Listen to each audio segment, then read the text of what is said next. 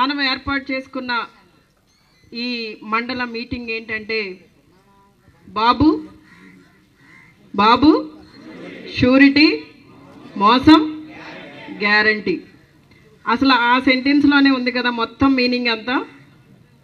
అంటే అంతకుముందు కూడా మనకు తెలుసు, అయినా కూడా మొన్న 24 ఎన్నికల్లో వాళ్ళు చేసిన అసత్య ప్రచారాలన్నీ కూడా మనం నమ్మి మోసపోయాం. మళ్ళీ ఇక్కడ మనం అన్నీ కూడా మాట్లాడుకునే పరిస్థితిలో మనం ఉన్నాం.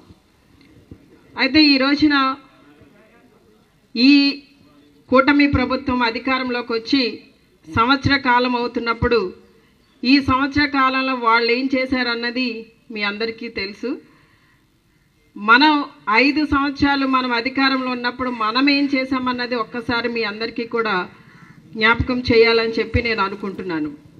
మీ అందరికీ తెలుసు, జగనన్న మొదటిసారిగా ముఖ్యమంత్రిగా బాధ్యతలు స్వీకరించిన తర్వాత మన ఆంధ్ర రాష్ట్రంలో మన ఆంధ్ర రాష్ట్ర ప్రజలందరికీ కూడా అందించిన అన్ని సంక్షేమ పథకాలు భారతదేశంలో ఏ రాష్ట్రంలో కూడా ఎవరికి కూడా ఏ ముఖ్యమంత్రి కూడా ఎప్పుడు ఇలాంటి సంక్షేమ పాలన అందించలేదు.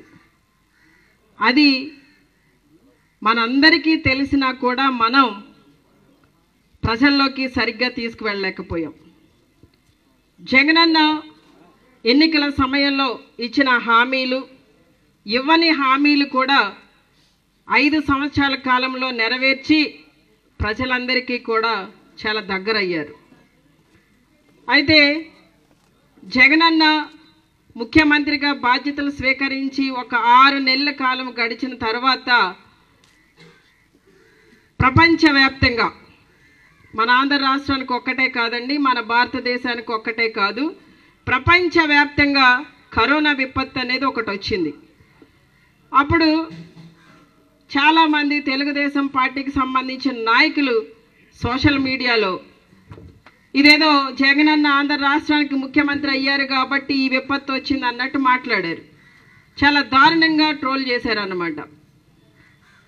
అయితే జగనన్న ముఖ్యమంత్రిగా మొదటిసారిగా ముఖ్యమంత్రిగా బాధ్యతలు స్వీకరించిన తర్వాత వాలంటీర్ వ్యవస్థ అనేది ఒకటి తీసుకొచ్చి ప్రజలందరికీ కూడా సంక్షేమ పథకాలు వీరి ద్వారా అందించాలని చెప్పి ఆలోచన చేసినప్పుడు ఈ వాలంటీర్ వ్యవస్థ అనేది కరోనా విపత్తులో చాలా ఉపయోగపడింది.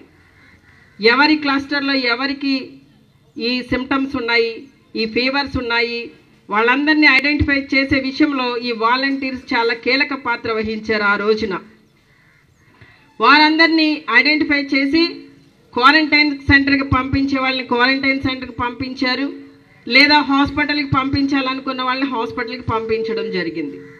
వీళ్ళు ఇంత చక్కగా సమర్థవంతంగా వాళ్ళు సేవలు నిర్వర్తిస్తుంటే ఆ రోజున పవన్ కళ్యాణ్ గారు ఏం మాట్లాడారండి, వీళ్ళందరూ కూడా ఇంటింటికి వెళ్ళి అందరి డేటాని కలెక్ట్ చేసి ఏదో విదేశాలకి వేరే ఎవరికో అమ్మేస్తున్నట్టు మాట్లాడారు. అప్పుడే 30,000 మంది మహిళలు కూడా మాయమయ్యారని మాట్లాడారు. మరి ఈ రోజున వారు అధికారంలో ఉన్నారు కదా, వారు డిప్యూటీ సీఎంగా ఉన్నారు కదా, మరి ఎందుకు ఆ 30,000 మంది మహిళల్ని ఇంతవరకు కూడా ఎక్కడున్నారో వెతికి తీసుకురాలేదు? అదే వాలంటీర్లకి ఎన్నికల సమయంలో ఏం చెప్పారు? మీకు 5,000 మాత్రమే ఇస్తున్నాడు జగన్, మేము అధికారంలోకి వస్తే 10,000 ఇస్తామని చెప్పి వాళ్ళకి ఆశ చూపించారు. సరే 10,000 ఇస్తారో 20,000 ఇస్తారో వారి ఇష్టం, వారికి ఏది అనుకూలంగా ఉంటే వారు చేస్తారు. కానీ ఈ రోజున వాళ్ళు ఏం చేశారు? వాలంటీర్స్ని ఏం చేశారు?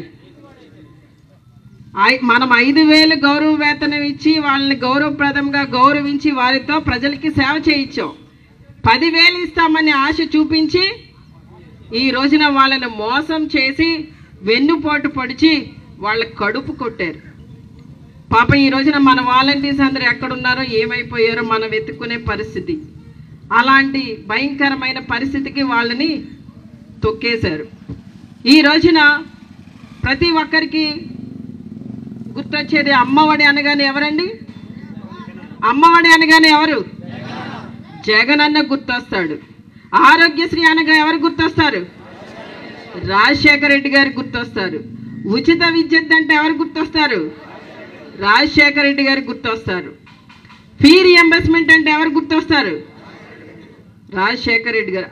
ఇలా రాజశేఖర రెడ్డి గారి రక్తాన్ని పంచుకున్న జగనన్న ఆయన ఆశయాల కోసం, ఆయన ఆశయాలను నెరవేర్చడం కోసం మనందరికీ కూడా అండగా నిలబడి ప్రతి పేద కుటుంబంలో కూడా వెలుగులు నింపాలన్న మంచి ఉద్దేశంతో, విద్య అనే ఆయుధాన్ని వాళ్ళకి ఇవ్వాలన్న ఒక సంకల్పంతో అమ్మఒడి అనే పథకాన్ని తీసుకొచ్చి మనందరికీ కూడా చక్కగా ఆ పథకాన్ని అందించి తల్లుల ఖాతాల్లో డబ్బులు వేశారు. మొన్న స్వయంగా మన రాష్ట్ర ముఖ్యమంత్రి చంద్రబాబు నాయుడు గారు చెప్తున్నారు, ఎక్కడో ఈ అమ్మఒడి అనే పథకానికి వాళ్ళ ప్రభుత్వం వచ్చిన తర్వాత తల్లికి వందనం అని పేరు మార్చుకున్నారు. ఈ తల్లికి వందనం అనేది ఆలోచన ఎవరిదంట? అదండి.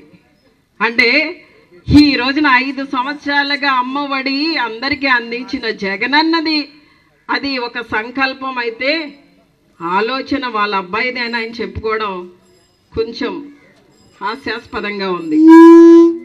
ఈ రోజున మన ఇంటిలో 18 సంవత్సరాలు నిండిన ఆడబిడ్డలు ఎవరైతే ఉన్నారో వారందరికీ కూడా ఆడబిడ్డ నిధి ఇస్తానని చెప్పారు. ఎప్పుడు చెప్పారండి? ఎలక్షన్ సమయంలో చెప్పారు.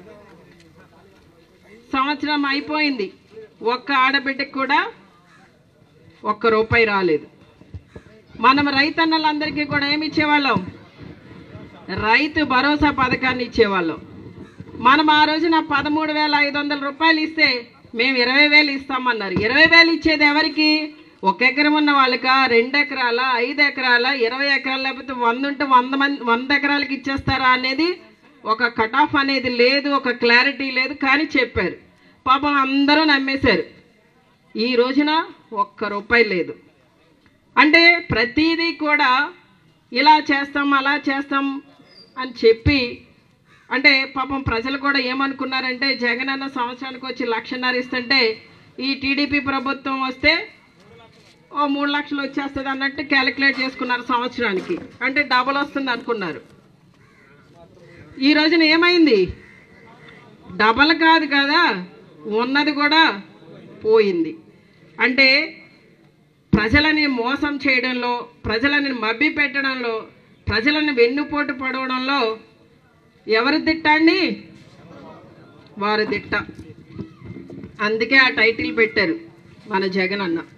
ఈ రోజున మనం అందరం కూడా ఆలోచించవలసింది ఏంటంటే, ఎన్నికల సమయంలో ప్రతి ఇంటికి కూడా ఒక బాండ్ ఇచ్చారు. కొంతమందికి తెలుసు ఆ బాండ్స్ ఏంటనేది, కొంతమందికి తెలియకపోవచ్చు.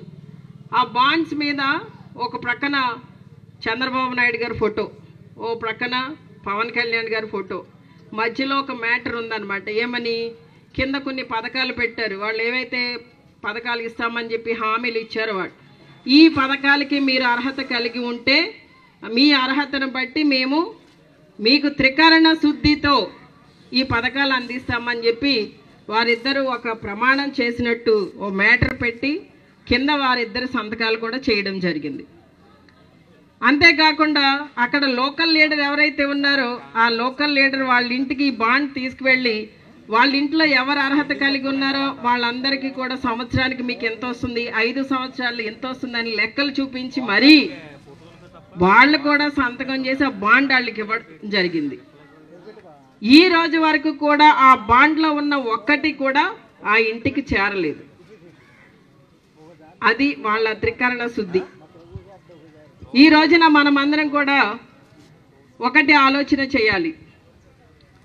మన ప్రభుత్వంలో మన జగనన్న కరోనా విపత్తును కూడా సమర్థవంతంగా తట్టుకుని నిలబడి, అది మీరు మళ్ళీ అండర్లైన్ చేసి చెప్తున్నా, మొదటిసారిగా ముఖ్యమంత్రిగా బాధ్యతలు స్వీకరించిన జగనన్న. అంటే అంతకుముందు అనేవారు కదా అందరూ జగనన్నని, అనుభవం లేదని. ఆ అనుభవం లేకపోయినా కూడా మొదటిసారిగా ముఖ్యమంత్రిగా బాధ్యతలు స్వీకరించిన జగనన్న కరోనా విపత్తును కూడా సమర్థవంతంగా ఎదుర్కొని 5 సంవత్సరాలు మనందరికీ కూడా ఇస్తామని చెప్పిన ప్రతి ఒక్క హామీని నెరవేర్చి, మనకి ఇవ్వని హామీలు కూడా మనకి ఇచ్చి చాలా చక్కటి పరిపాలన అందించారు. ఈ పరిపాలనలో మనం పొందిన మంచి, మనం అనుభవించిన ప్రతి ఒక్క సంక్షేమ పథకం గురించి మనం ఎక్కడ ఏమీ మాట్లాడలేకపోయాం. ఈ రోజున కూటమి ప్రభుత్వం వాళ్ళు ఏమీ చేయకపోయినా, ఎవరికి ఏమి అందించలేకపోయినా కూడా పబ్లిసిటీలో పీక్, పెర్ఫార్మెన్స్ వీక్ అయినా కూడా మాట్లాడుతూనే ఉంటారు. వాళ్ళు ఏదో చేసేసినట్టు చెప్తూనే ఉంటారు. మనం చేసి కూడా మాట్లాడం. అది మన వీక్నెస్. దయచేసి మీ అందరికీ కూడా నేను రిక్వెస్ట్ చేసేది ఒక్కటే, మనం ఏ తప్పు చేయలేదు. మనం ప్రజలందరికీ కూడా మంచి చేసాం. మనం చేసిన మంచిని చెప్పడానికి మనకు వచ్చిన ఇబ్బంది ఏంటండి? మనం మాట్లాడాలి. ఆ మాట్లాడేదానికే ప్రతి గ్రామానికి కూడా రచ్చబండ అనే కార్యక్రమం ద్వారా మీరు ప్రజల్లోకి వెళ్ళవలసిన బాధ్యతని ఈ రోజున మీకు ఇస్తున్నాం. బాబు షూరిటీ, మోసం గ్యారంటీ అనే కార్యక్రమాన్ని మీరు ప్రజల్లోకి తీసుకువెళ్ళేదానికి ప్రతి గ్రామంలో కూడా రచ్చబండ కార్యక్రమాన్ని ఏర్పాటు చేసి అక్కడ ఉన్న వారందరికీ కూడా మీరు ఈ అవేర్నెస్ని తీసుకురావాల్సిన బాధ్యత మీ అందరి మీద ఉంది. దీనికి సిద్ధమేనండి? మీరంతా సిద్ధమేనా? ఓకే అండి. ఈ రోజున అంటే మీరు గ్రామ కమిటీలు వేసుకున్నారు కొంతమంది, కొన్ని గ్రామాలలో మీ మండలంలో. వారందరినీ కూడా నేను మనస్ఫూర్తిగా అభినందిస్తున్నాను. మీరు గ్రామ కమిటీ అధ్యక్షులుగా బాధ్యతలు తీసుకున్న దగ్గర నుండి కూడా మీరు మీ గ్రామాలలో ఉన్న మన సీనియర్ నాయకుల్ని, చిన్న చిన్న కార్యకర్తల్ని అందరినీ కూడా కలుపుకు వెళ్ళవలసిన బాధ్యత మీది. అంతేగాని ఏదో నన్ను అక్కడున్న లీడర్ ఒక్కరే నన్ను ప్రపోజ్ చేశారు, లేదా నన్ను రికమెండ్ చేశారు, లేకపోతే నన్ను గ్రామ కమిటీ అధ్యక్షులుగా నిలబెట్టారు కాబట్టి నేను ఆయనకు మాత్రమే లాయల్గా పనిచేస్తాను అంటే అది కరెక్ట్ కాదండి. మీరు పార్టీ మనిషి, పార్టీ ప్రతినిధి, పార్టీ కోసం మీరు కష్టపడాలి. ప్రతి ఒక్కరిని కూడా కలుపుకు వెళ్ళాలి. అందరినీ కూడా సమన్వయం చేయడమే మీ బాధ్యత. మరి ఈ మండలం నుండి ఏదైనా ఇలాంటి కార్యక్రమాలకి సమాచారం మండల అధ్యక్షులు అందించినప్పుడు మీరు ఆ గ్రామంలో ఉన్న ప్రతి ఒక్కరికి కూడా సమాచారం అందించి అందరినీ కూడా యాక్టివేట్ చేసి తీసుకొచ్చే బాధ్యత కూడా మీదే అని మీ అందరికీ కూడా తెలియజేస్తున్నానండి. మరి ఈ రోజున మన మండలంలో ఏదైనా ఇలాంటి కార్యక్రమం చేస్తున్నప్పుడు సమాచారం